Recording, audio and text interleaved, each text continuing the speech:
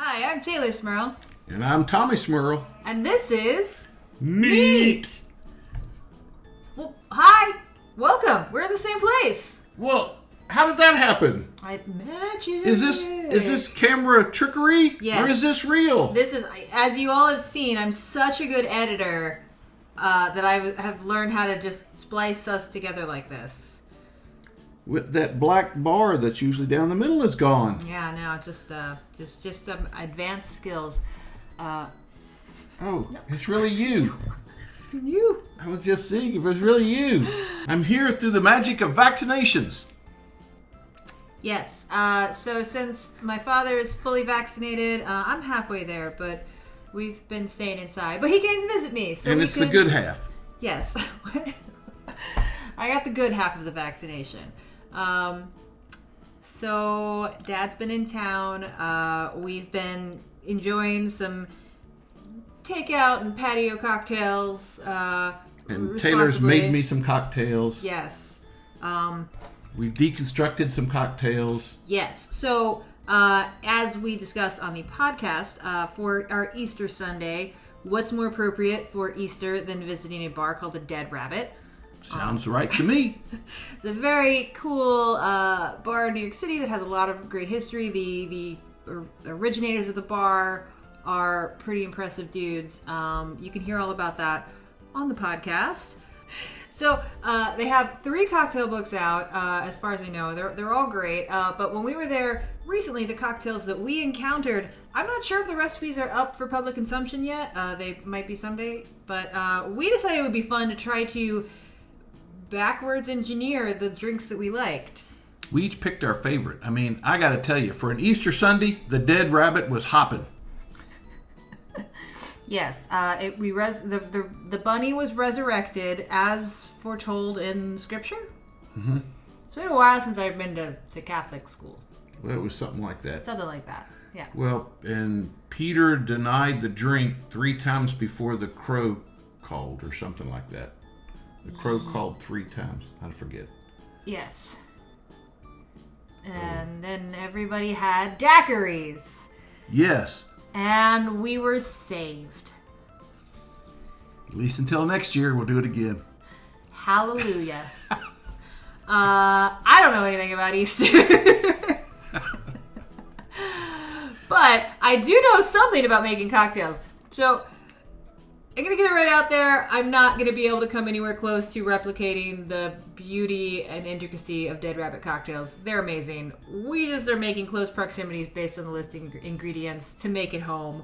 But, you know, ultimately the best way to have these drinks is to go to the people that make them the best, which is at the bar. It's in the financial district, so that was where they're located. And yes. I had never been down in that part of New York before, so... Yes, down on 30 Water Street, down in the financial district, right off South Street Seaport. It's a beautiful location. They are like at some capacity right now. And if you listen to the podcast, you'll find out the history behind the name, which is also very interesting. Absolutely. But we each had a favorite drink. Tay's was the Babyface, and mine was Doctor's Orders. Sydney must have had something to do with that. I don't know. But they had a brief description in there. And to me, this was kind of like the British baking show on the technical challenge. Yes. They give you the ingredients and a partial recipe, but they don't tell you how much of stuff or how long to cook it. So we kind of took what information we had and tried to reconstruct these. Well, when I say we, I mean Taylor. Because I'm just the designated drinker. No, definitely when the world reopens and travel is safe and you feel safe traveling again, if you're visiting New York City, please check out the Dead Rabbit. Amazing staff, amazing drinks, amazing food, just amazing all around. Absolutely. Necessary place to visit. Mm-hmm. All right, so let's get into desecrating their cocktails. All right. All right, so as Dad mentioned, my favorite was the Babyface. And it's no wonder either that Babyface. It caught my eye because it combined 2 of my favorite spirits, tequila and agricole rum. So specifically reposado tequila, which is aged tequila, and then agricole rum, which is made of fresh pressed sugarcane juice and has a distinctly bright, grassy flavor. I was really excited about seeing this as a split base to a drink. It's not something I've thought of doing on my own. And then that gets paired with some togarashi, which is like a Japanese chili powder. And guava was the other ingredient that we were given, and lime. So my thought process on this was there has to be some sort of sweet element. So I made a guava cordial, I guess. Guava with some agave.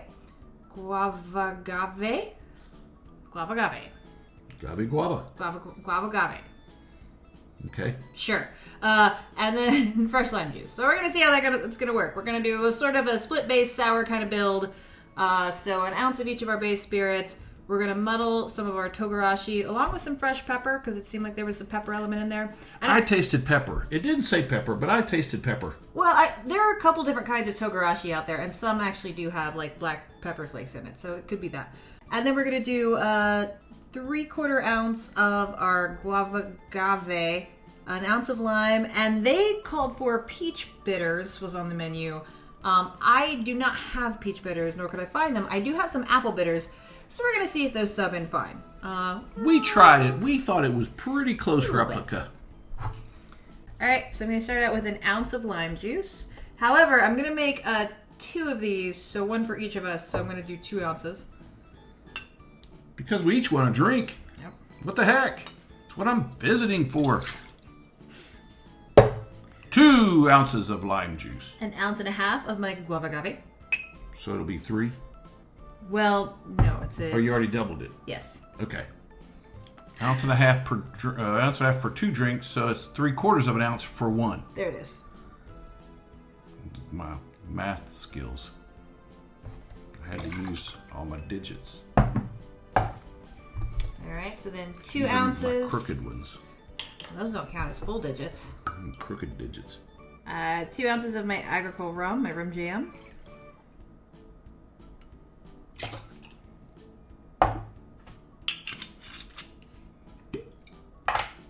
2 ounces of reposado tequila. I like the part I get this week. I just sit and watch Tay mix, and then I just drink. Yeah, you just get to chill. I get off cheap this week. Couple dashes of my bitters. A little bit of my togarashi in there, and then I'm gonna muddle. Togarashi. I'm gonna muddle some fresh black peppercorn into the other part of my shaker. So I think you could, if you have like a pepper grinder or a pepper mill, that'll work fine too. I don't. So I want it to be like as fresh as possible.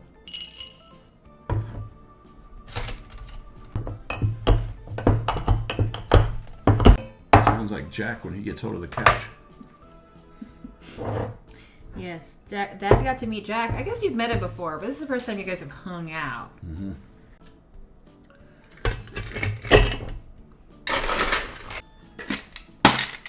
Shake it up.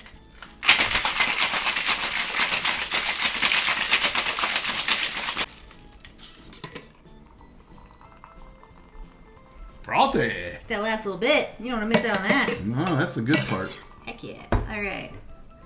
We've got some Nicks and we've got some Noras. Nick and Nora.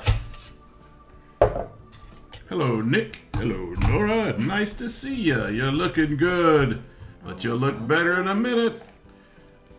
When we get you full of juice.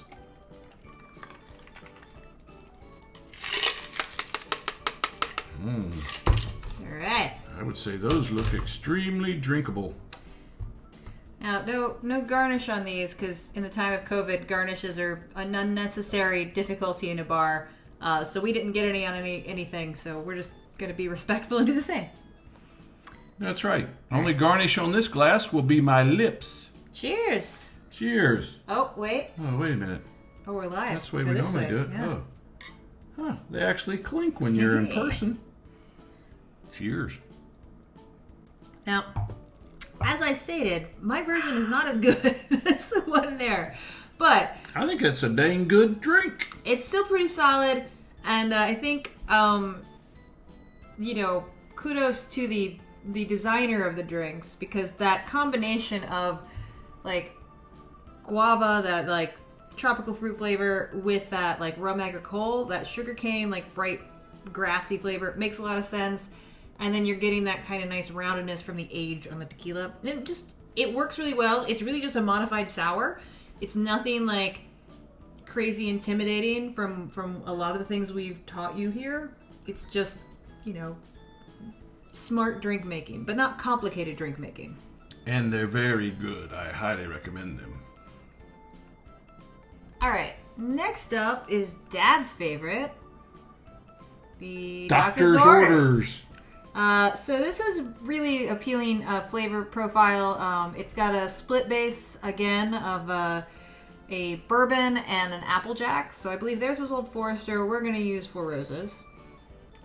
It has allspice, so I'm going to use a pimento dram. It's like an allspice dram. It had grapefruit listed as an ingredient, so we got some fresh grapefruit juice, and then cinnamon and vanilla. So I just made a cinnamon vanilla syrup and lime juice. The main reason this one caught my eye is because it was one of the few on there that had bourbon as one of the base spirits, and I'm partial to bourbon. So I said, let's try that. And it was a wiener.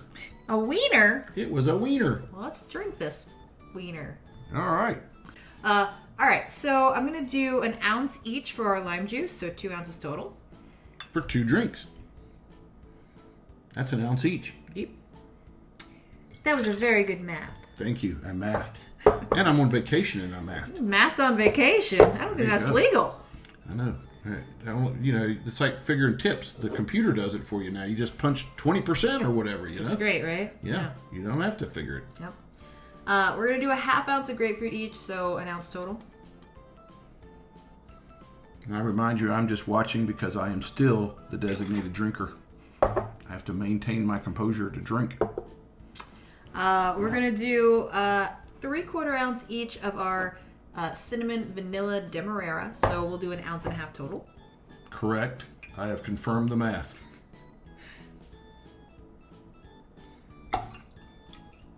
For as much as I hated math as a child, the fact that I kind of do it for a living now is just Good thing you learned, huh?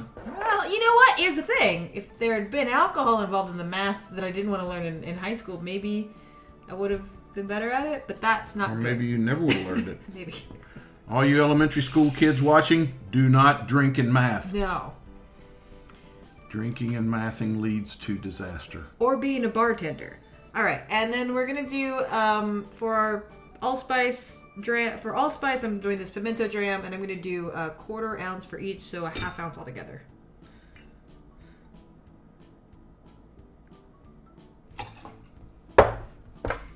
Now for our split base of booze. First maestro, the bourbon. Yeah. So we're going to do 2 ounces of each of these, so 1 ounce each per drink. Got my Four Roses bourbon.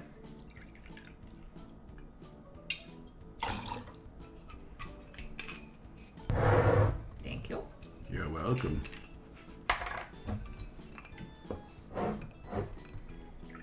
2 ounces of my Applejack. I used to eat those for breakfast. I don't think they're quite related. You do Applejacks infused Applejack and just watch the world burn.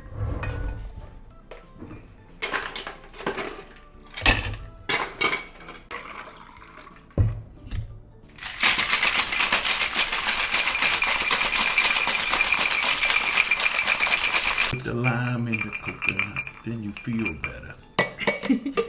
There's no lime or coconut here. Oh yeah, that's true. Now, well, there is lime. Yes. Now, when they serve the drink at the place, you see, we've got the big ice cubes in there, the big ones, but theirs were towering. Theirs were long, rectangular. They barely stayed in the glass. They were so big. So I don't know where you get big-ass ice cubes, but if you need a big-ass ice cube, Yeah, big-ass rectangular ice cubes. put a big-ass rectangular ice cube in. I think I described the ice cube as a long square, and then I remembered that there was a word for that. And that word is rectangle. See, that was part of mathing. Oh, the long square. The square that's tall. Yeah, that's longer on one side than the other, that square. It's not square. Yeah. All right. Well, you know what? That's why I'm doing this. You know what? That's just like you planned it. It came out just right. I do some things. Cheers. Cheers. Hey, we got it right on the first try There that you time. go.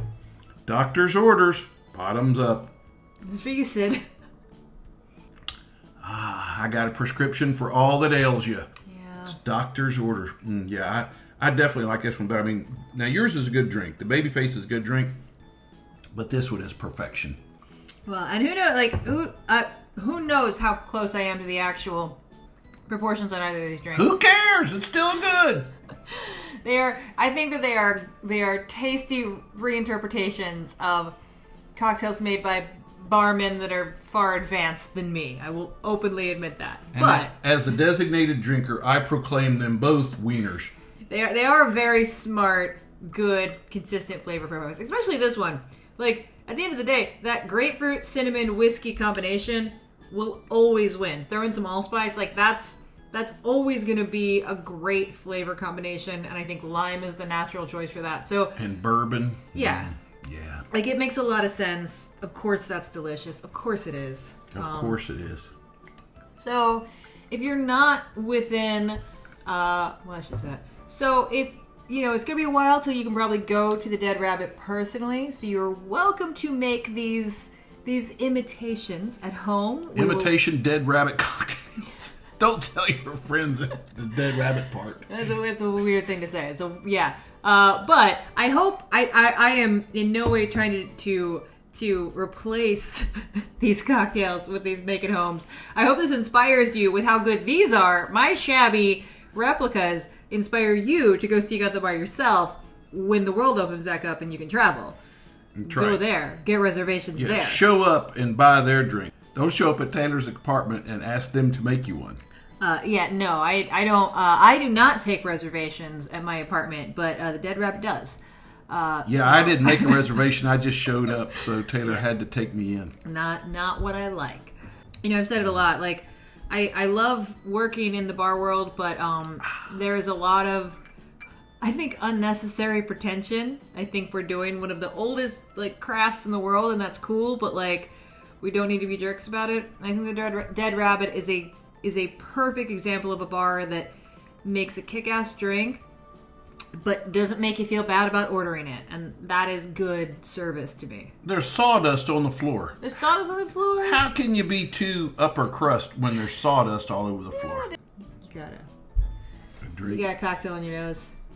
Well, sometimes it goes there. Sometimes it goes there. Sometimes you feel it on the nose. Sometimes the drink is just right on the nose. It's gone. That was my ice cube hit me. It's gone. I drank it all. Well, I guess that was an okay one. Yeah, it was better than okay. It's all right. So I guess we're done because I'm out of drink. There we go. We still got that one left, but that's all right. I'll drink it. That's your favorite. Oh, no. Yours is gone, too. Oh, no. So is yours. All right. Well. You better sip that one. It's almost full. Cheers. We each got ended up with our favorite drink. There we go. How did that happen? We each got two of our favorite drink. Well, we're just lucky that way. The magic of editing. All right. Well, hey, Dad, it's been great having you here. Tay, it's been great you having me here. For real. Not just in video. I but know. in real life. In the same space, occupying the same space. Well, I was going to say sitting in a lot of the same restaurants, sitting in a lot of the same takeout windows, but still, it's been good to be around people again. That's been a minute. I live alone, so So it's good to be here. this is human proximity is weird to me, but I'm happy to have it. That's an always thing. That hasn't changed. But all right. Thank you for joining us. As always, if you want to support us, you can join us on Patreon. If you would like to find us on social media, we are Neat Boozecast on Twitter and Instagram. If you would like to email us, we are neattheboozecast@gmail.com. If you want to find us on Facebook, what's the name of our Facebook group, Dad? Neat the Boozecast. I actually looked it up. Oh, good. Oh, okay. Yeah, You it's know on it it now. says that, yeah. Okay. And I let somebody in the other day, and that's what it said when I let them in. Neat the Boozecast. Well, there you go. So that's That'd the be legit bad. name. Yeah. And yeah, thank you for watching. Thank you for supporting. I've been Taylor Smurl. I've been Tommy Smurl. And this has been Neat. Now I can finish this drink. It's first in person one. I know, right? No lag. Well, I mean mental lag. There's the moments of like, that's what I like to pretend. Like when we're recording distance, I can just pretend I'm buffering. You know, like, oh, no, it's saying, no, it's an internet connection. But you're in person, it's just, nope, it's my brain. It's always my brain. It was my brain all along. My brain froze up. Yeah.